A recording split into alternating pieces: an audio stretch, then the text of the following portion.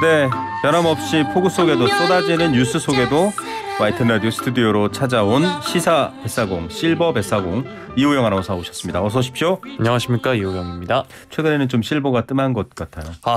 분발하도록 하겠습니다. 논쟁적 이슈보다는 꼭 필요한 이슈를 전하다 보니까 네. 조회수에 연연하지 않는 걸로 네. 좋게 해석해 보도록 네. 하겠습니다. 자, 첫 번째 소식입니다. 지금 충청 그리고 남부지방도 폭우가 쏟아지고 있고요. 이게 위에 찬 공기, 아래에 따뜻한 습기를 먹으면 공기가 마주치면서 비가 거센 건데 좀 아래쪽으로 내려가고 있긴 하지만 서울도 피해가 여전히 심한 상황이죠. 네, 그래서 이제 서울의 상습 침수 지역에 배수 터널을 건설한다. 오세훈 시장이 어제 얘기를 했는데요. 네, 이거 오래전부터도 나왔던 얘기 아닌가요? 네, 맞습니다. 10년 전 중단된 대심도 빗물저류 배수시설 일명 빗물터널 건립을 다시 추진하겠다 어제 밝힌 건데요. 네. 향후 10년간 1조 5천억 원을 집중 투자하겠다라고 하는데 이 빗물터널이 폭우에 대비해서 지하 한 40에서 50m 깊이에 지름 10m 정도의 대형 배수관을 설치해서 빗물을 저장했다가 흘려보내는 관을 말한다고 합니다. 네, 다른 해외에는 거의 지하 거대 도시만한 또 그런 빗물 저류 시설도 있고요. 여러 가지가 있습니다. 안전을 위해서 꼭 필요한 일인 것 같긴 한데 예전에 서울시장으로 재임할 때 사실 우면산 산사태부터 시작해서 큰 사건이 있었잖아요. 그때 발표된 계획의 연장이라고 보면 되나요? 네, 맞습니다. 2011년 7월이었죠. 당시에도 폭우로 16명의 인명피해가 발생했는데 우면산 산사태입니다. 이때 이제 10년간 5조 원 투입해서 도시 수해 안전망을 개선하겠다 이러면서 이제 7곳 건립을 예정을 했었거든요. 네. 빗물터널을. 근데 이제 당시에 이후 박원순 서울시장이 됐는데 이 시절에 7곳 건립 예정이었는데 신월동만 완공을 했다고 합니다. 예, 뭐 이때 이런 사안을 놓고 지금 뭐 민주당이 다수였던 서울시 의회가 뭐 문제다, 아니다, 서울 오 시장이 문제다 이렇게 지금 싸우고 있는데 그렇게 싸우다가 진짜 큰일 납니다. 국민들은 당장 문제를 빨리 해결하는 데 관심이 많을 것 같고요. 빗물 터널이 꽤 유효한가요? 네, 오 시장에 따르면 시간당 95에서 100mm의 폭우를 처리할 수 있는 신월동이 배수 터널이 네네. 그러다 보니까 신월동에 있다 보니까 양천에서는 침수 피해가 이번에 전혀 발생하지 않았다 이렇게 얘기한 건데요. 네네. 강남의 경우에 이 빗물 터널이 없다고 합니다. 그래서 네. 시간당 배수 처리 능력이 85mm에 불과해서 이번에 대규모 침수 피해 발생했다 이렇게 맞습니다. 봤습니다. 85mm가 아니라 100mm가 넘게 왔기 때문에 감당이 안 됐던 거고요. 양천 이쪽은 사실 과거에는 비가 오면 자주 침수되는 지역이었거든요. 오히려 이번엔 그러니까 피해를 안 입었네요. 아주 효과적이긴 하네요. 그러면 강남역 근처, 도림천, 또 광화문 일대 이런 곳들에 대해서 빗물터널 2027년까지 건설한다고 하죠? 네, 맞습니다. 또 이제 용산구 일대, 동작구 사당동 이쪽은 이제 도시개발 진행에 맞춰서 30년까지 빗물터널을 만들기로 했고요. 네. 또 이제 도시에 있는 이게 치수 관리 목표라고 하는 건데 이제 네. 기록적인 폭우에 대비해서 이 처리 용량을 강남의 경우에는 이제 항아리 지형이라서 상습 침수 지역이라고 합니다. 네네. 그래서 여기 같은 경우는 다른 지역보다 더 치수 관리 목표도 올린다라고 합니다. 예, 지금 뭐 사실 이런 우리나라 재난이 터지기 전에 독일도 그렇고 유럽에서도 지금 침수가 있었기 때문에 좀 참고를 미리 삼았으면 하는 아쉬움도 있습니다. 자, 어제 정말 안타깝게 소개해드렸던 신림동 일가족 수해로 인한 참사. 이게 희생자들이 잠을 자다 변을 당한 게 아니다 이런 얘기가 나오는데 왜냐하면 대통령이 방문했을 때 주무시다가 그렇게 됐구나 이런 발언 때문인데 사실은 굉장히 적극적으로 구조를 요청했던 걸로 알고 있어요. 맞습니다. 어제 이제 사고 현장을 대통령이 찾기도 했는데요. 해당 주택 주민에 따르면 이미 8시 20분쯤에 물이 찼고요. 10시에는 신고가 접수된 지 1시간이 지나고 이미 반지하 방에 물이 다 찼을 때라고 합니다. 네. 또 조금 전에 앵커께서 소개해 주셨겠지만 자다가 이제 당한 게 아니고 8시 40분쯤부터 119 신고를 했는데 전화가 몰려서 먹통이었다라고 그렇군요. 하고요. 119 구급차가 45분이 지나서 지인을 통해 이제 신고가 어렵게 접수돼서 45분이 지나서 도착했다고 합니다. 예. 자, 경찰 입장에서는 신고가 워낙 쏟아지니까 먼저 온 신고부터 처리하느라 늦었다. 또 소방당국도 그렇게 얘기를 했는데 참 안타까워요. 네, 맞습니다. 이제 모든 신고가 사실 중요하니까 이제 출동의 우선순위를 바꾸는 결정이 현실적으로 쉽지는 않다 이렇게 얘기를 한 건데요. 네. 이 재난 상황에서 한꺼번에 여러 신고가 들어올 경우에 위급한 인명 구조를 우선적으로 판단할 수 있는 매뉴얼이 필요하다 이런 지적도 나오고 있습니다. 네, 일가족의 생명이 우선적이었겠죠. 다른 신고도 물론 급했겠지만 그리고 이게 반지하라는 독특한 건이라고 했는데 이런 상황이면 또 이 여야 혹은 야당과 정부 굉장히 긴장 인간관계일 것 같은데요. 네, 윤 대통령의 입장으로서는 치안 공백 장기화를 방치하기 어렵다고 판단해서 임명 방침을 세운 거다 이렇게 전해졌는데요. 네. 앞서서도 소개해 주셨지만 이번 정부 들어서 청문 보고서 없이 임명된 고위직으로서는 11번째입니다. 예, 자, 박진 외교부 장관, 이상민 행정안전부 장관 등등이 있는데 어쨌든 이 윤익은 경찰청장이 됐죠. 이제 첫 행보 어떻게 돼 있습니까? 네, 작년 기준으로 전국에서 가장 많은 사건을 처리한 서울 강남경찰서를 찾아서 이제 흉기로 사람의 생명을 앗아가는 것만 살인이 아니다.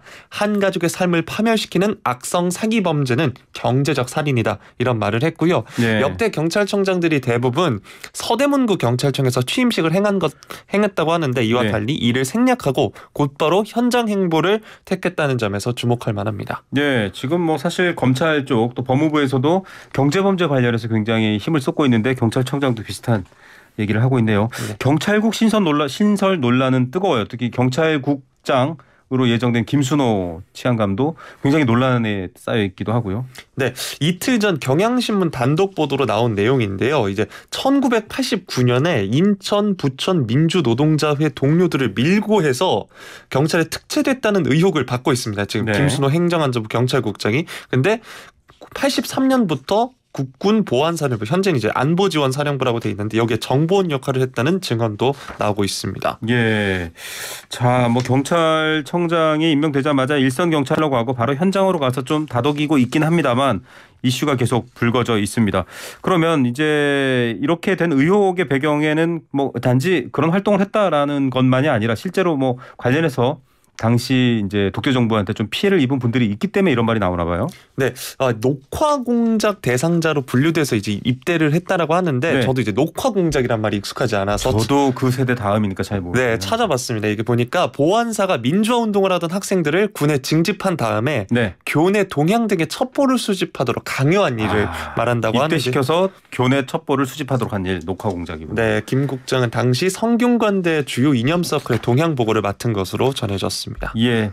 자, 전역 후에도 이런 공작 활동이 이어졌을 거고 또 노동 관련된 부천, 인천 노동 관련된 곳에서도 이런 얘기가 있었다라는 말이 있죠. 네, 보안사가 작성한 녹화 공작 시행 지침에 따르면 대상자들은 전역 후에도 군과의 활동망을 유지해야 한다고 합니다. 그래서 이제 이번에 이제 녹화 선도 공작 의문사 진상규명 대책위원회 관계자가 김 국장도 프락치로 활용됐을 가능성이 있다 이렇게 말했기 때문에 보도가 나왔습니다. 뭐 국정원 자료를 공개해라 이런 요구들까지 나오는 상황입니다. 어떻게 이 이슈가 또 마무리되는지 저희도 계속 지켜보고 전해드리겠습니다. 네. 세 번째 소식입니다. 어제 저희 스튜디오에도 출연했었습니다. 박민영 국민의힘 대변인이 대통령실 청년 대변인이 됐어요. 뉴스에 관심을 많이 받더라고요.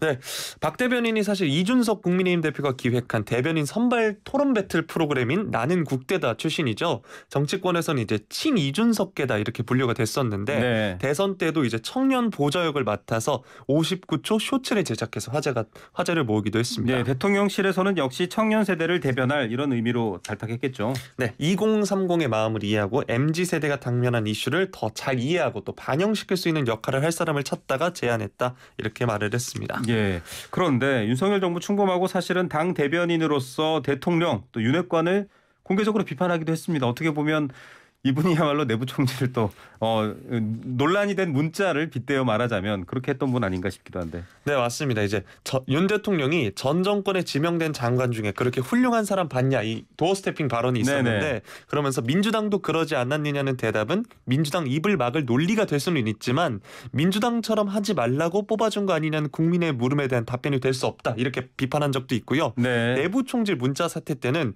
이 대표의 투쟁 그 과정에 많은 부침이 있었던 게 사실이나 그것이 내부 총질이라는 단순한 말로 퉁칠 수 있는 것이었나 이렇게 비판을 했는데요. 네. 이번에 이제 어쨌든 이 박민영 대변인이 대통령실로 들어오면서 네. 입막음용 인사가 아니냐 이런 말도 나오고 그만해라. 있습니다. 네. 이에 대해서 이제 박 대변인이 직접 그럴 리가 있나 대통령실도 제가 필요해서 발탁한 것이다 이렇게 얘기했습니다. 저도 어제 물어봤습니다. 그리고 또 다른 인터뷰도 지금 많이 하고 있는데 이준석계로 분류된다 해서 뭐 충성한 적이 없다 아니다 뭐 이런 해명들이 서로 나왔죠. 이준석 대표 측하고 박민영 대변인 측에서. 그런데 이준석 대표가 연락을 하느냐 물었을 때는 뭉뚱그리는데 연락을 안 한다고 하나요? 네, 박 대변인은 인터뷰에서 이제 이 대표가 연락을 안 한다, 서로 안 한다 이렇게 얘기를 했는데요. 네. 이 대표가 자기가 뭘 할 건지 아무것도 이야기를 안 해준다면서 솔직히 말해서 서운하다 이렇게 이야기하기도 했습니다. 뭐 대표가 어디로 가는지 무슨 생각인지 말 안 하고 혼자 SNS에 바로 올리고 하니까 대변인으로서 그걸 총괄하는 사람으로서 좀 답답하다 이런 의미였던 것 같습니다. 배신자라는 비난 프레임에 대해서 뭐 충실히 계속 해석을 하더라고요. 사람에게 충성하지 않는다.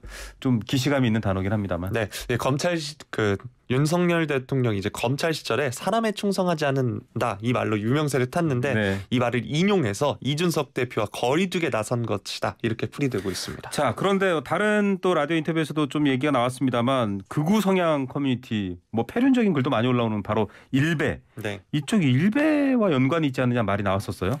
네, 박 대변인의 것으로 추정되는 이제 그 커뮤니티 아이디가 일베에서 통용되는 표현을 사용한 것 아니냐 이렇게 네. 문제가 제기가 된 건데요. 오늘 이제 CBS 라디오에서 인터뷰를 가졌습니다. 여기서 2살 터울 동생이 몇몇 게시글을 해당 아이디로 작성한 것이다 이렇게 얘기했고요.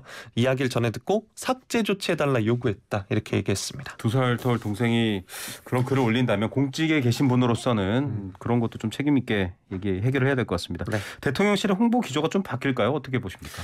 네, 어쨌든 이제 이 대통령실이 최근 낸시 펠로시 미국 하원 의장 방한 때도 오락가락하는 입장을 내놓으면서 네. 보수층으로부터도 이제 지적을 받았는데요. 그러면서 이제 대통령실에서도 인사 변동이 있어야 되지 않냐라는 얘기가 나왔는데 박 대변인 합류 이외에는 아직까지 추가적인 인사 변동 사항은 전해지지 않고 있습니다. 네, 어떤 얘기가 나올지 또 어떤 변화가 있을지도 저희가 전해드리겠습니다. 마지막 소식입니다. 대형마트가 쏘아올린 반값 치킨. 이게 좀 치킨 시장을 흔들고 있다고요? 네, 저도 참 치킨 좋아해서 자주 네. 시켜 먹는데요. 요즘 한 마리당 거의 3만 원까지 가는 경우가 많습니다. 고급화하는 것 같으면서 다양해졌는데 너무 비싸더라고요. 네, 이런 상황에서 이제 대형 마트들이 6,000원대 치킨을 내놓으면서 고객들이 이제 개점과 동시에 치킨 매대로 달려가는 오픈런이 아닌 치킨런을 보이고 있습니다. 이 치킨런은 원래 안 좋은 의미로 쓰이는 네. 단어이기도 합니다만 자, 얼마나 인기가 많길래 이런가요? 홈플러스가 내놓은 2마리 치킨 이제 당당 치킨이라는 건데 이게 2마리에 9,990원입니다. 그래서 인기가 네. 높은 거고요. 보니까 지난 8일 기준으로 30만 마리를 넘었다고 하는데 네. 40일 만에 넘은 거고요. 이제 통상 대형마트 월간 판매량이 3만에서 4만 마리 수준이었다는 점을 감안하면 말 그대로 돌풍이라고 볼 수 있습니다. 자, 다른 마트들 뭐 이마트, 롯데마트 다 많이 있잖아. 이런 것들도 지금 하고 있나요? 네, 또 다른 대형마트인 이마트도 지난달부터 9,980원짜리 이제 5분 치킨을 출시를 했고요. 롯데마트도 반값 치킨 대열에 합류한다 이렇게 얘기했습니다. 예. 자, 치킨 프랜차이즈는 지금 좀 재료비 급등 탓도 있고요. 여러 가지 어려운데 대형마트들이 이렇게 저렴하게 내놓을 수 있는 비결이 궁금합니다. 네, 아무래도 이제 구매력에서 나온다라는 게 이제 네. 대형마트의 설명인데요. 치킨이 닭 한 마리를 이제 여러 마리를 사다 보니까 3,500원 대량으로. 네, 맞습니다. 조금 그러다 보니까 시세보다 낮은 가격에 닭을 들여온다 이렇게 얘기를 하는 거고요. 예. 게다가 이제 프랜차이즈 업계는 식용유 같은 거를 네. 올리브유, 해바라기유 등 단가가 높은 걸 사용을 하는데 네. 대형 같은 경우는 일반 식용유를 사용해서 또 거기서도 이제 물류비를 절감할 수 있다라고 합니다. 또 프랜차이즈는 광고비도 나가고 그렇죠. 이러다 보니까 더 이제 상대적으로 대형마트 치킨이 저렴한 가격을 맞출 수 있다고 합니다. 예, 뭐 여러 가지 배달, 뭐 여러 가지 광고비 마찬가지긴 한데요. 또 사실은 마트에 가보면 저렴한 치킨 중에는 국산이 아닌 그러니까 뭐 브라질산이나 태국산 닭들을 쓰는 그런 치킨들도 많이 있습니다. 이제 이거는 국산 사례를 얘기하신 것 같고 결국에는 이게 골목 상권 침해 논란이 나오지 않을까 우려도 되는데요. 네, 사실 이제 2010년에 롯데마트가 한번 이런 통큰 치킨이라는 5,000원에 맞아요. 판매를 한 적이 있죠. 당시에는 이제 프랜차이즈 중심으로 자영업자 생존권을 위협한다, 골목 상권 침해다 반발이 있어서 일주일 만에 판매를 중단하기도 했습니다. 그때는 좀 여론도 그랬습니다만 지금 여론은 달라진 것 같아요. 네, 정반대인데요. 네. 대형마트 치킨이 소비자들로부터 지지를 받고 있는 반면에 프랜차이즈 치킨 업계들이 이제 비난의 화살을 받고 있는 겁니다. 가격 때문이겠죠. 맞습니다. 이제 왜냐하면 공급받는 생닭의 품질이 차이가 없는데도 네. 가격이 이제 2배 이상 차이 나는 것이 문제다 이렇게 비판하고 있습니다. 네, 자 치킨 가격, 치킨 관련 뉴스에서는 정말 진심이 뜨겁게 느껴지는 이우영 아나운서의 네. 오늘 네 가지 있는 뉴스였습니다. 오늘도 알찬 뉴스 감사합니다. 감사합니다. 네.